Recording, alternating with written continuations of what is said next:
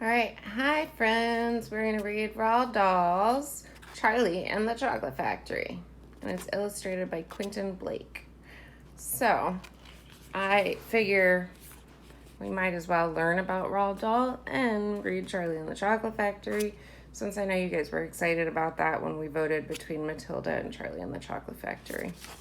So, we're just going to have to read a couple chapters at a time. Most of these are kind of short, so that way we can hopefully get it done before the end of the school year. So, now, chapter 1. Here comes Charlie. These two very old people are the father and mother of Mr. Bucket. Their names are Grandpa Joe and Grandma Josephine.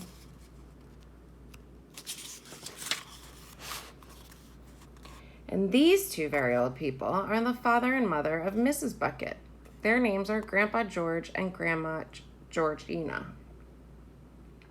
This is Mr. Bucket. This is Mrs. Bucket. Mr. and Mrs. Bucket have a small boy whose name is Charlie Bucket. This is Charlie. How do you do? And how do you do? And how do you do again? He is pleased to meet you.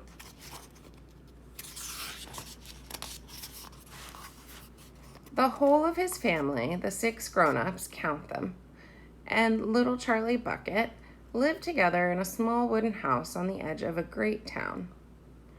The house wasn't nearly large enough for so many people, and life was extremely uncomfortable for them all. There were only 2 rooms in the place altogether, and there was only 1 bed. The bed was given to the 4 old grandparents because they were so old and tired. They were so tired, they never got out of it. Grandpa Joe and Grandma Josephine on this side, Grandpa George and Grandpa Georgina on this side. Mr. and Mrs. Bucket and little Charlie Bucket slept in the other room upon mattresses on the floor. In the summertime, this wasn't too bad, but in the winter, freezing cold drafts blew across the floor all night long, and it was awful. There wasn't any question of them being able to buy a better house or even one more bed to sleep in. They were far too poor for that. Mr. Bucket was the only person in the family with a job. He worked in a toothpaste factory where he sat all day long at a bench and screwed the little caps onto the tops of the tubes of toothpaste after the tubes had been filled. But a toothpaste cap screwer is never paid very much money, and poor Mr. Bucket, however hard he worked and however fast he screwed on the caps, was never able to make enough to buy 1/2 of the things that so large a family needed. There wasn't even enough money to buy proper food for them all. The only meals they could afford were bread and margarine for breakfast, boiled potatoes and cabbage for lunch, and cabbage soup for supper. Sundays were a bit better. They all looked forward to Sundays because then, although they had exactly the same, everyone was allowed a second helping. The Buckets, of course, didn't starve, but every one of them, the 2 old grandfathers, the 2 old grandmothers, Charlie's father, Charlie's mother, and especially little Charlie himself, went about from morning till night with a horrible empty feeling in their tummies. Charlie felt it worst of all. And although his father and mother often went without their own share of lunch or supper so that they could give it to him, sorry guys, it wasn't nearly enough for a growing boy. He desperately wanted something more filling and satisfying than cabbage and cabbage soup. The one thing he longed for more than anything else was chocolate. Who doesn't love chocolate? Walking to school in the mornings, Charlie could see great slabs of chocolate piled up high in the shop windows, and he would stop and stare and press his nose against the glass, his mouth watering like mad. Many times a day, he would see other children taking creamy candy bars out of their pockets and munching them greedily, and that, of course, was pure torture. Only once a year on his birthday did Charlie Bucket ever get to taste a bit of chocolate. The whole family saved up their money for that special occasion, and when the great day arrived, Charlie was always presented with one small chocolate bar to eat all by himself. And each time he received it on those marvelous birthday mornings, he would place it carefully in a small wooden box that he owned and treasure it as though it were a bar of solid gold. And for the next few days, he would allow himself only to look at it, but never to touch it. Then at last, when he could stand it no longer, he would peel back a tiny bit of the paper wrapping at one corner to expose a tiny bit of chocolate. And then he would take a tiny nibble, just enough to allow the lovely sweet taste to spread out slowly over his tongue. The next day, he would take another tiny nibble, and so on and so on. And in this way, Charlie would make his 10-cent bar of birthday chocolate last him for more than a month. But I haven't yet told you about the one awful thing that tortured little Charlie, the lover of chocolate, more than anything else. This thing for him was far, far worse than seeing slabs of chocolate in the shop windows or watching other children munching creamy candy bars right in front of him. It was the most terrible, torturing thing you could imagine, and it was this. In the town itself, actually within sight of the house in which Charlie lived, there was an enormous chocolate factory. Just imagine that. And it wasn't simply an ordinary enormous chocolate factory either. It was the largest and most famous in the whole world. It was Wonka's factory, owned by a man named Mr. Willy Wonka, the greatest inventor and maker of chocolates that there has ever been. And what a tremendous, marvelous place it was. It had huge iron gates leading into it, and a high wall surrounding it, and smoke belching from its chimneys, and strange whizzing sounds coming from deep inside. And outside the walls, for half a mile around in every direction, the air was scented with the heavy, rich smell of melting chocolate. Twice a day, on his way to and from school, little Charlie Bucket had to walk right past the gates of the factory. And every time he went by, he would begin to walk very, very slowly, and he would hold his nose high in the air and take long, deep sniffs of the gorgeous chocolatey smell around him, all around him. And how he loved that smell. And oh, how he wished he could go inside the factory and see what it was like. Chapter 2, Mr. Willy Wonka's Factory. In the evenings, after he had finished his supper of watery cabbage soup, Charlie always went into the room of his 4 grandparents to listen to their stories, and then afterwards to say goodnight. Every one of these old people was over 90. They were as shriveled as prunes and as bony as skeletons, and throughout the day until Charlie made his appearance, they lay huddled in their one bed, 2 at either end, with nightcaps on to keep their heads warm, dozing the time away with nothing to do. But as soon as they heard the door opening and heard Charlie's voice saying, "Good evening, Grandpa Joe and Grandma Josephine and Grandpa George and Grandma Georgina," then all 4 of them would suddenly sit up, and their old wrinkled faces would light up with smiles of pleasure, and the talking would begin. For they loved this little boy.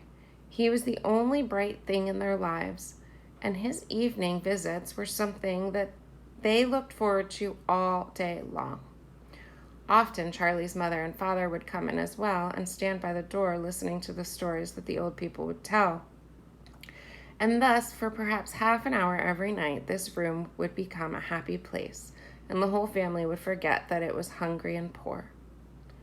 One evening when Charlie went in to see his grandparents, he said to them, "Is it really true about Wonka's chocolate factory is the biggest in the world?" "True," cried all 4 of them at once. "Of course it's true. Good heavens, didn't you know that? It's about 50 times as big as any other." "And is Mr. Willy Wonka really the cleverest chocolate maker in the world?"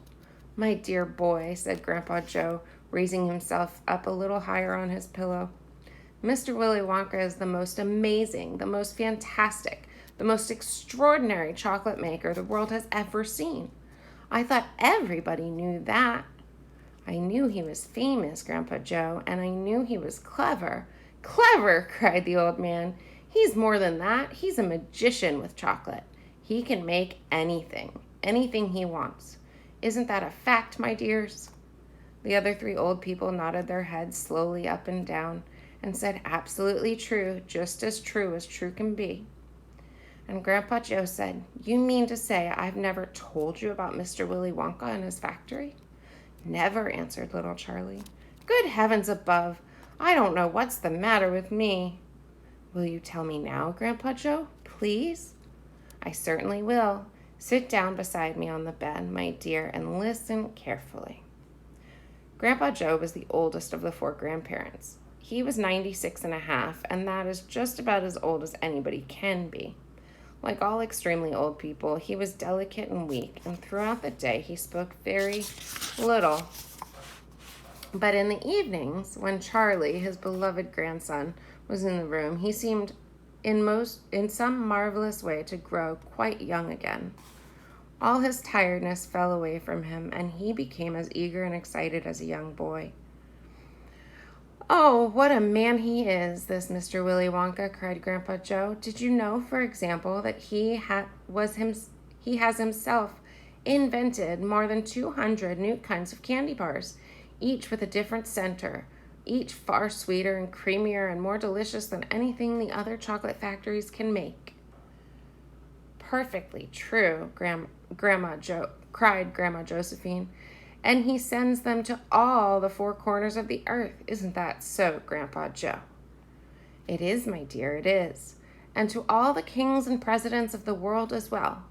But it isn't only candy bars that he makes. Oh, dear me, no. He has some really fantastic inventions up his sleeve. Mr. Willy Wonka has. Did you know that he's invented a way of making chocolate ice cream so that it stays cold for hours and hours without being in the icebox?" That's a freezer, in case you didn't know.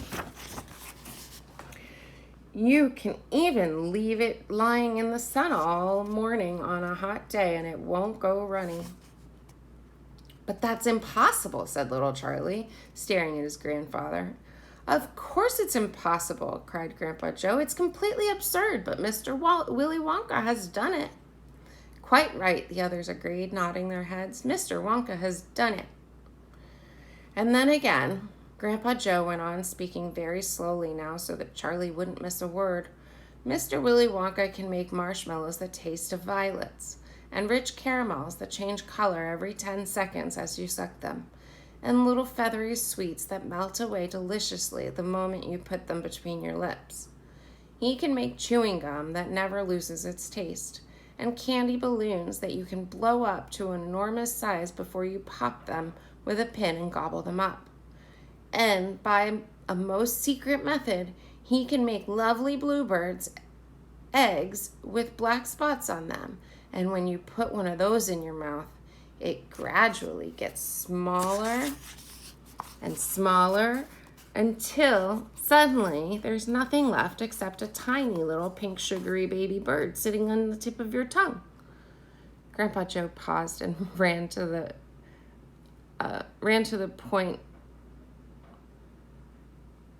the point of his tongue slowly over his lips. Sorry, guys, I lost my place.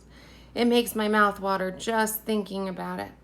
"Mine too," said little Charlie, "but please go on." While they were talking, Mr. and Mrs. Bucket, Charlie's mother and father, had come quietly into the room, and now both were standing just inside the door listening.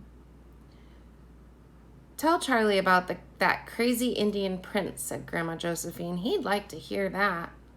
"You mean Prince Pondicherry?" said Grandpa Joe, and he began chuckling with laughter. "Completely dotty," said Grandpa George. "But very rich," said Grandpa Georgina. "What did he do?" asked Charlie eagerly. "Listen," said Grandpa Joe, "and I'll tell you." All right, so tomorrow we'll read Willy Wonka and the Indian Prince and the following chapter. Bye, guys.